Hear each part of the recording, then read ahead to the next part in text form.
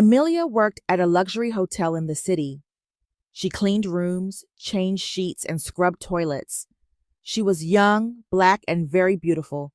Her skin was smooth like chocolate. She had big brown eyes and a kind smile. Her job was hard, not because of the cleaning, but because of the boss. His name was Samir Burhan. He was an Arabic man who owned a hotel. He was rich. He was powerful. And he was arrogant. He spoke to the workers abrasively. He never said please or thank you. He shouted when something was wrong. He ignored them when they spoke and acted like they were nothing.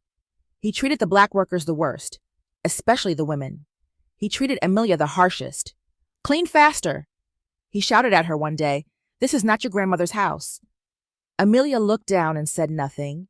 She wanted to reply, but she needed the job. Her mother was sick back home in Eritrea. Emilia sent money every month. She had a headache every time she saw him. Her heart beat faster, not from fear, but from a storm of emotions she couldn't explain. Sometimes she felt like crying. Sometimes she wanted to throw her cleaning cloth in his face, but she just smiled and continued working.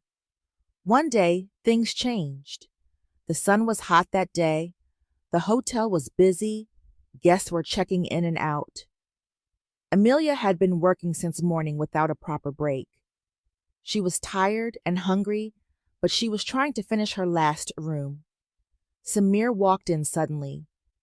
His expensive shoes made a light clicking sound on the tiles. He looked around and frowned. "Why is this room not done?" he shouted. "Do you think you're here to relax? You people are always slow." Emilia froze. Her back was bent over the bed. Her hands were holding a sheet, but her heart was burning. He kept shouting, calling her lazy, telling her she was replaceable. That was the moment. Something inside her snapped. She stood up slowly. She turned to face him. Her eyes were shining with tears and fire. "Enough," she said, her voice strong. "You are arrogant, Mr. Burhan. You speak to people like they are dogs. You think your money makes you better. But let me tell you something. A man is not great because of his money. A man is great by how he treats those with nothing to offer him. We came to this country and maintain your hotel with our hands, our sweat, clean your walls, our backs carry your business. And you never say thank you. You never ask. You only command. You think fear is respect? It is not." He stood there shocked. No one had ever spoken to him like that. But Emilia wasn't finished. "You look at me and only see a black cleaner. But I am more than that. I am a daughter, a human being. I am a woman with dignity. I am a queen wearing a uniform." Then she picked up her bag. "I will not be spoken to like trash. I would rather sleep hungry than lose my self-respect." Then she walked out. She didn't even look back. And for the first time in a long time, Samir was silent, completely silent. Emilia took a taxi and went home. Her heart was heavy, but her spirit was free. She sat on her small bed in her one-bedroom apartment. For the first time in months, she felt peace. She took off her uniform and folded it. She sat by the window and watched the sun go down. That night, she slept with no anxiety, no shouting, no stress. At the hotel, things were different. The workers were quiet. Even the guests noticed something had changed. Samir walked around like usual, but his mind was not at peace. He kept thinking about her words. "You think fear is respect. It is not. I am a queen wearing a uniform." Her voice was in his head, her fire, her power. He asked the supervisor, "Where does that girl Emilia stay?" The supervisor was shocked. "No one knows, sir." She kept to herself. Samir didn't give up. He asked the other cleaners. He asked the kitchen ladies. He asked anyone who ever spoke to her. After a few days, he found someone who knew. Samir had his driver take him to her place. It was a quiet area, poor but clean. Children were playing outside. Old women sat under trees. Samir stepped out of the car. People looked at him because he looked out of place. He walked to her door. He knocked once. Emilia opened. She was wearing a simple dress, no makeup, no earrings, still beautiful. She blinked when she saw him. "What do you want?" she asked softly as he looked at her, but his mouth struggled to speak. He didn't say sorry, he didn't know how. Instead, he said, "I came to tell you to come back to work." Emilia let out a small laugh, but there was no humor in it. "No, Mr. Burhan," she said, "I'm not coming back. You want my work, but you don't value me as a person. You came all the way here not to apologize, but to give an order again. Please leave." She stepped back and closed the door. Once again, Samir was left standing in silence. Days passed, but Samir couldn't forget her. He sat in his office looking out the window, thinking about Emilia. He had her number from the hotel records. He opened WhatsApp and typed, "No one has ever spoken to me the way you did." He stared at the message for a few minutes, then he pressed send. He didn't expect a reply, but after a while she responded, "Sometimes life sends you people not to comfort you, but to correct you." He blinked at the screen. His chest felt tight. He replied, "You spoke with fire. Where did you get that courage?" She answered, "Pain teaches you strength. Silence builds your voice. I've had both." He stared at her words. He could feel her power through the screen. "Why do I keep thinking about you?" he typed. "I've never met anyone like you." She took time before replying. She wrote, "You never looked at me when I was wearing a uniform. Now you see me after I walked away. That's the problem with powerful men. They only open their eyes when they lose control." Samir swallowed hard. He had no words, but he knew she was right. That night, he couldn't sleep. He kept reading her messages, each one, like a mirror, showing him who he really was. And for the first time in his life, he didn't feel powerful. He felt like a man facing his truth. They kept messaging. He would text first, just to hear her thoughts. He couldn't get her out of his head. Emilia never chased him away, but she never made it easy either. Her words were full of wisdom, full of power. She didn't beg for attention. She gave respect, only when it was deserved. The end of the month has come. Samir did something unexpected. He sent her a full salary, even though she had quit. He sent the money with a message. "You worked with dignity. You earned this." Emilia was surprised. She sat on her bed and stared at the notification. She replied, "Thank you. That is the first right thing you've done without shouting." He smiled at the screen. Later that week he asked, "Can I visit you again?" Not as a boss. Emilia took a while. Then she replied, "Come as a human being. Leave your power at the door." He arrived on Saturday wearing jeans and a simple shirt with no guards, just himself. He knocked. Emilia opened the door. Her hair cascaded down her back in long braids. She was barefoot and more beautiful than ever.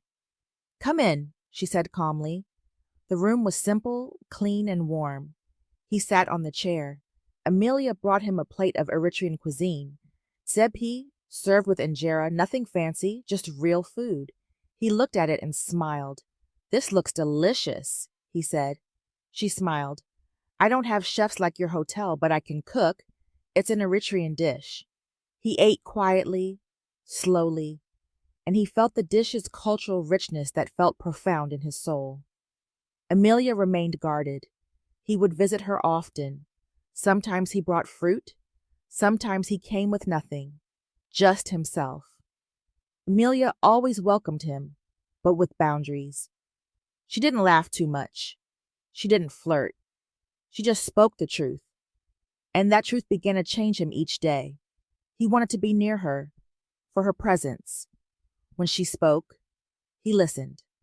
When she kept quiet, he respected the silence. Emilia was teaching him how to be kind.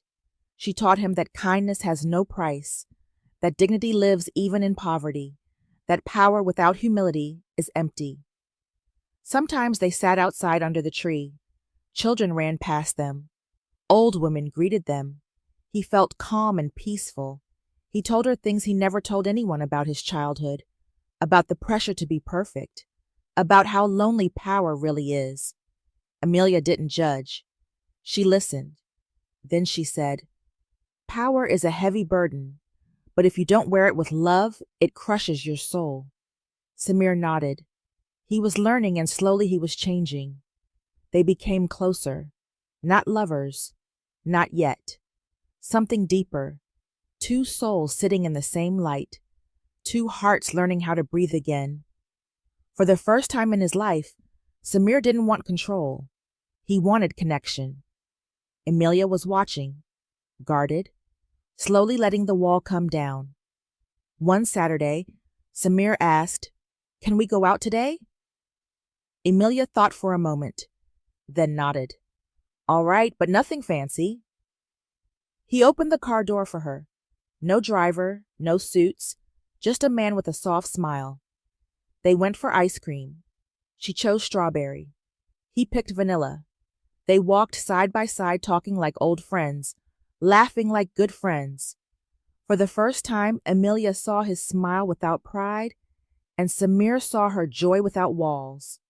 After ice cream, they played games at the mall. She beat him at car racing. He couldn't stop laughing. She danced when she won. He clapped like a proud kid. They didn't notice people watching. It was their world now. As the sun began to set, they sat on a bench outside. Samir turned to her. He didn't plan it. He didn't rehearse it. He just said, "I love you." Emilia looked at him. Her eyes didn't blink. Her heart felt full.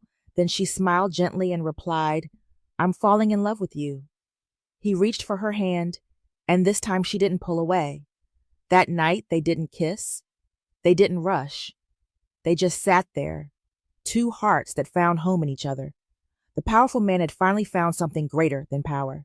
He had found Emilia. Their love began to bloom softly and gently day by day. Samir would come over more often. They cooked together, watched old movies, and spoke about life. He told her, "You've changed me, Emilia." She replied, "No, I reminded you of the man you were before money." They didn't rush things. They let love grow like a quiet fire. One day he said, "Come stay with me. I want to take care of you." Emilia looked at him. "I don't need to be rescued." Samir blinked. She continued, "I want love, not luxury. Don't change me. Just love me as I am." He nodded, respect in his eyes. "I hear you, and I love you even more because of that." But not everyone was happy. Some staff at the hotel found out. They whispered. They gossiped. She was just a cleaner. He's rich. He'll get tired of her soon. She's after his money. Samir heard them. He said nothing. Emilia heard them too. She smiled and said, "Let them talk. The loudest mouths have nothing pertinent to say." One day, a woman from Samir's world confronted her. "Do you really think someone like you belongs next to someone like him?"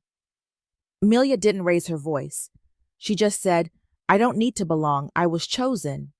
The woman scoffed, but deep inside she knew Emilia had something that enticed him. During one of their date nights, Samir held Emilia's hand. "Are you still sure about us?" Emilia nodded. "I didn't fall for the boss. I fell for the man you are. That was enough. More than enough." Samir took Emilia to meet his family.